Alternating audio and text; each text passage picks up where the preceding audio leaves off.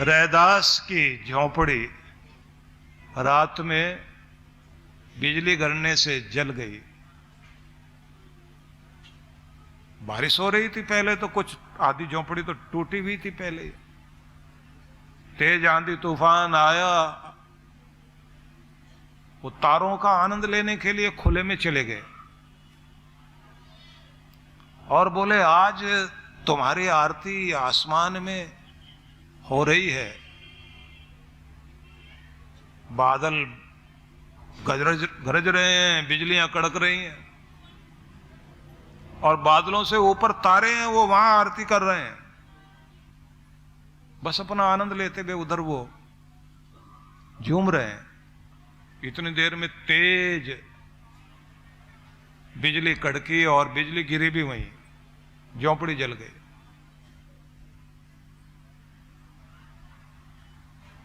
अब वो एक पेड़ के नीचे जाके बैठ गए, क्योंकि बारिश भी रुक गई थी, और वहीं बैठ के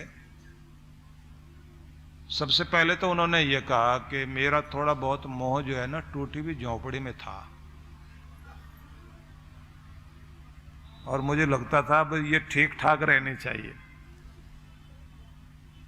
तो तेरा बहुत धन्यवाद, तूने सारा मोह वो हटा दिया। जिंदगी जीना और जैसे भी रखना है वो तो तेरी मर्जी है, बाकी मोह वो हट गया और मैं तेरा धन्यवाद करता हूँ। ऐसे कहते कहते मैं कुछ नहीं हूं, जो कुछ है तू है। और वो ध्यान में चले गए। जैसे ध्यान में चले गए, पूरी रात बीत गई और वहीं से उठ के वो आगे और जंगल में निकल गए। इधर लोगों ने देखा कि महात्मा जी की झोंपड़ी रात में जल गई है, तो सारा गांव लग गया। किसी ने फूस इकट्ठा किया, किसी ने बांस इकट्ठे किए, सारे मिलके फटाफट झोंपड़ी वोंपड़ी बनाई और साफ सफाई करके सब उसमें बिस्तर विस्तर लगा के तैयार कर दिया। और महात्मा जी जिधर घूम रहे थे उधर जाके आवाज दी, महाराज पधारो ना, आप कुछ खा पी लीजिए। लेकर आए, उनको वहां झोपड़ी में बैठाया। बैठ के कुछ खा पी रहे थे, ये भी नहीं देखा कि बन गई है। तो जब वो खा पी रहे थे और खाते पीते हुए मन में आया कि अब थोड़ी देर भजन करेंगे भगवान का, लोग सब चले गए। एक ऐसा ही साधु बाबा उधर से गुजरा और उसने आते आते कहा, महाराज ये ठाठ कल तो टूटी हुई थी, आज इतनी बढ़िया आपको झोंपड़ी मिल गई। मिली कैसे? देखता कौन है?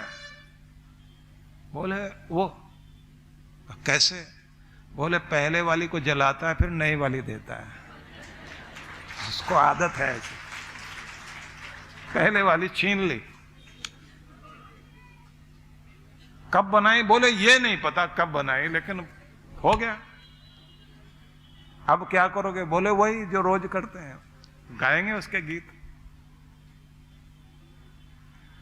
इसे पाके तो अब तुम बहुत खुश हो गए। बोले नहीं, खुश होश इसको पाके नहीं होना है, खुश तो उसका नाम पाके होना है, क्योंकि फिर जला देगा वो अगर मोह कर दिया तो। उसे देर नहीं लगती, कब देता है कब लेता है उसका अपना खेल है। तो जिन लोगों को आनंद मनाना आता है अपनी टूटी झोंपड़ी में भी, उनका आनंद कभी छिनता नहीं। क्या है, कितना है, कैसे रह रहे हैं, कैसे जी रहे हैं, ये नहीं देखते। जो है, जितना है, जैसा है, उसकी मेहर है और उसका धन्यवाद है। जो ये कह रहे हैं उनके जीवन में आनंद है। तो कहते हैं, जब अर्जुन ने ये कहा ना, नष्टो मोह स्मृति लब्धा, मुझे खुद की याद आ गई है, मोह हट गया। ये खुद की याद बहुत जरूरी है। ये है निज रूप, कि तुम ये हो। जब तुम ये जान जाओ कि तुम ये हो, तुम वो आत्म रूप हो जो शांति, आनंद, प्रेम, प्रसन्नता, साहस और निर्भयता में जीने वाले शांति तुम्हारा स्वभाव है, इसमें टिकिए आप। बस इसकी प्रैक्टिस करनी होती है कि आप सारा दिन में अपने आनंद में रहें, धन्यवाद करने की स्थिति में रहें। सारा दिन आप शिकायत में नहीं, संतुष्ट हो और आभार व्यक्त कर सकें। सारा दिन जो भी कुछ आप करें, अपनी ड्यूटी करिए पूरी, अपना कर्तव्य पूरा कीजिए। ड्यूटीज आपकी अलग अलग तरह की हो सकती हैं। जो भी कर्तव्य कर्म करने के लिए भगवान ने दिए, हाँ, एक प्रार्थना जरूर करनी चाहिए। एक तो ये कि भलाई में, अच्छाई में मेरा विश्वास कभी कमजोर ना हो। भलाई में, अच्छाई में मेरा विश्वास कभी कमजोर ना हो, और जिम्मेदारियों से मैं कभी ना भागूं। भले ही मेरे आसपास सब लोग जिम्मेदारियों से भाग रहे हों, तो भी मेरे अंदर वो गुण दे कि मैं अपने उत्तरदायित्व, अपनी जिम्मेदारियां निभाता रहूं। और कहना, मेरे भीतर की वो शांति और शीतलता जो तूने मुझे स्वाभाविक रूप में दी, मैं उसको गंवा ना दूं। उसे सुरक्षित रखने का शऊर आ जाए, मुझे विधि आ जाए कि आप भीतर की शांति कैसे सुरक्षित रखी जाती है। और तू मुझे अपनी उलझनों को सुलझाने की सुबुद्धि दे, और गम की अंधेरी रात में भी मुस्कुराने का, खिले रहने का आशीर्वाद दे। जब मैं नास्तिक लोगों को देखूं, पापियों को पाप कर्म करते हुए देखूं, तो भी मेरा मन पाप की तरफ न जाए, पुण्यों की तरफ जाए। मैं किसी और को समझाऊं न समझाऊं, लेकिन 2 घड़ी बैठकर खुद को जरूर समझा लिया करूं। भगवान ये आशीर्वाद है। किसी से कुछ लेने की उम्मीद न रखूं। मैं दुनिया के लिए क्या कर सकता हूं, ये भाव मेरे मन में जरूर आए। जब ये चीजें आती हैं आपके अंदर, तो आपके अंदर भक्ति आती है। और इसका अपना आनंद है, ये ध्यान रख लेना। अपनी भक्ति में, अपने आनंद में जीना। क्योंकि देखिए, सब चीजें जितनी भी हम इकट्ठी कर लेंगे, दुनिया का सारा संग्रह तो सबको खुद ही छोड़ना है। क्योंकि ये चार्ज देना पड़ता है दूसरों को। मोह ममता के कारण दोगे आप, आपके अपने ही आपसे आपकी चीजें ले लेंगे, अपने नाम कर लेंगे। प्यार से दो या फिर इमोशनल अत्याचार होगा तब दोगे, देना तो पड़ेगा। तो सब छोड़ना ही है। लेकिन जब तक जीवन है, आप अपने आप को किसी के मोहताज मत बनाइए, और अपनी प्रसन्नता को, अपनी खुशी को दूसरों पर निर्भर मत रखिए। मतलब किसी का मूड बिगड़े तो आपका भी बिगड़ जाए। ये मेरे अनुकूल हो तो मैं भी खुश रहूं। दुनिया तो अपने ढंग की रहेगी, आप अपनी मस्ती में रहो। एक बहुत अच्छे चिंतक थे गुरुजेब, उन्होंने कुछ ध्यान के प्रयोग किए, बड़े प्यारे प्रयोग थे उनके। वो कहते थे कि सारा दिन आप दूसरों की परवाह करते हुए जीते हो। तो वो एक प्रयोग कराते थे कि कभी कल्पना करो कि तुम अकेले कमरे में बैठे हो तो कैसे बैठे होगे। क्योंकि आप जैसे किसी को आते देखते हैं तो आप सावधान हो जाते हैं, ऐसे नहीं बैठना है, ऐसे बैठना है, ऐसे रहना है। और अनजाना कोई आदमी उसके साथ रह रहे हो तब ज्यादा सावधान रहते हैं आप। वो ये कहते थे कि थोड़ा बेपरवाह होकर लापरवाह नहीं, बेपरवाह होकर के बैठो। 50 आदमियों के साथ एक हॉल में लोगों को रख देते थे और कहते थे ऐसे रहो जैसे यहां तुम ही हो और कोई नहीं है, एकदम स्वतंत्र स्वच्छंद।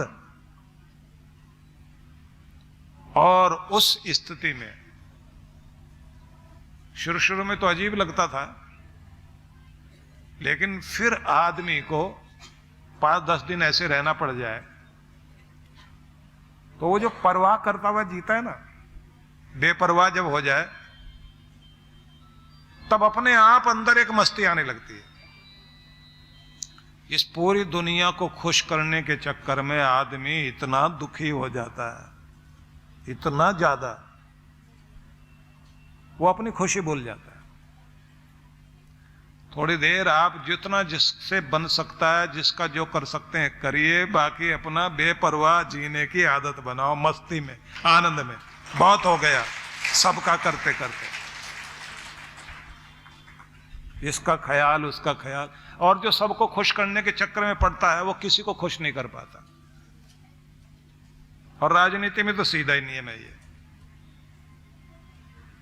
ज्यादा लोकप्रिय होने के चक्कर में आदमी अपनी लोकप्रियता खो बैठता है, और जो सीधा सख्त होकर चलता है ना, थोड़ा टाइम जरूर लगता है, उसके बाद लोग गुणगान करने के लिए तैयार हो ही जाएंगे, अपने आप होंगे। इसलिए आपको बहुत परवाह करके नहीं जीना चाहिए, अपनी मस्ती में, अपने आनंद में जिए। हाँ, एक बात जरूर करो, आप जब तक हैं जितना जिसका भला कर सकते हो जरूर करो। और यह ध्यान रखना कि सर्टिफिकेट फिर भी वही मिलेगा।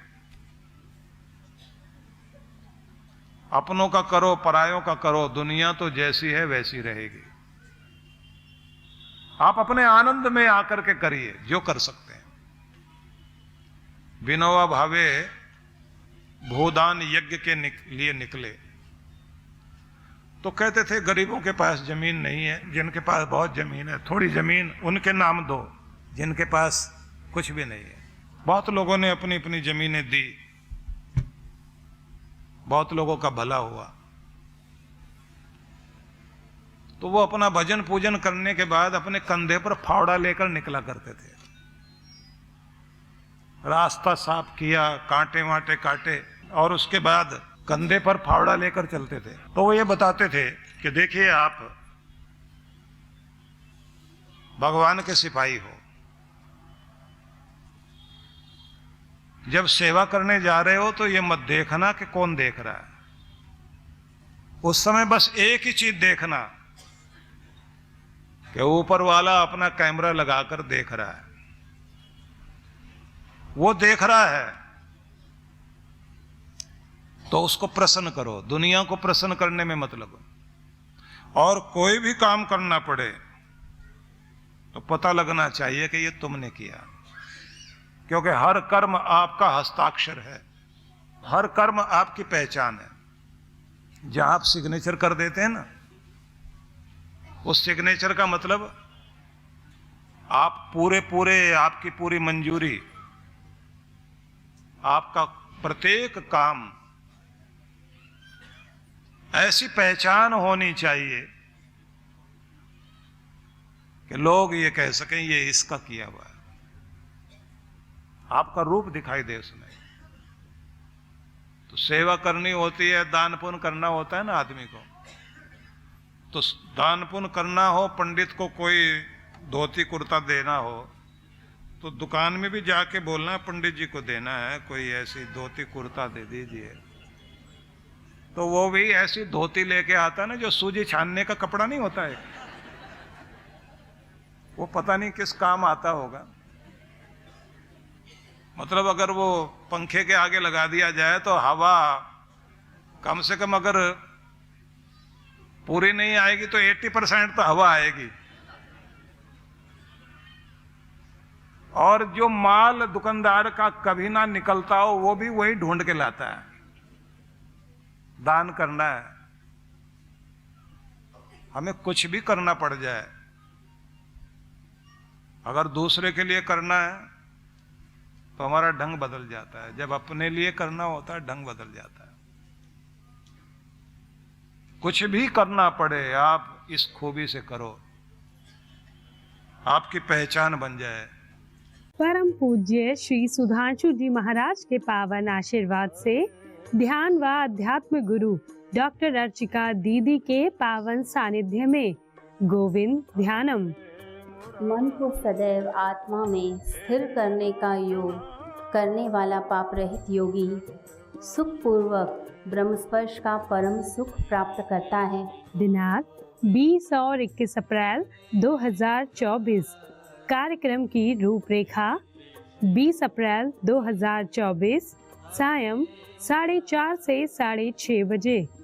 21 अप्रैल 2024 प्रातः 10 से 12:30 बजे एवं सायं 4:30 से 6:30 बजे। स्थान Vardan Lok Ashram, Ghodbunder, Thane road, Mira road east. आयोजक वरदान लोक आश्रम, मुंबई। संपर्क सूत्र हिमालय की गोद में पहाड़ों की वादियों के बीच व्यास नदी के तट पर मनाली ध्यान साधना शिविर। जन्म जन्मांतरों की पीड़ाओं से बाहर निकलने के लिए चांद्रायण अद्भुत तप है। इस बार के ध्यान साधना के लिए कुछ विशेष कार्यक्रम रखे गए हैं। एक तो नित्य साधना कराई जाएगी, दूसरी होगी डिवाइन ब्लिस मेडिटेशन, तीसरी जो है वो दिव्य शक्ति साधना कहेंगे, जिसका मतलब होगा कि आप जो है विश्व शक्ति से कैसे जुड़ सकते हैं, और साथ में वॉकिंग मेडिटेशन भी इसके अंतर्गत होगा। मन को बहुत शांति मिली, एक अद्भुत आनंद प्राप्त हुआ। जिस माइंडसेट और जिस भारी मन से मैं आई हुई थी यहाँ पे, वो काफ़ी कम हुआ है। और every time whenever I come for this शिविर I feel something different, a new energy in me. Thank you to Maharaj Shri and thank you to all of you. तो आज ही पंजीकरण कराएं।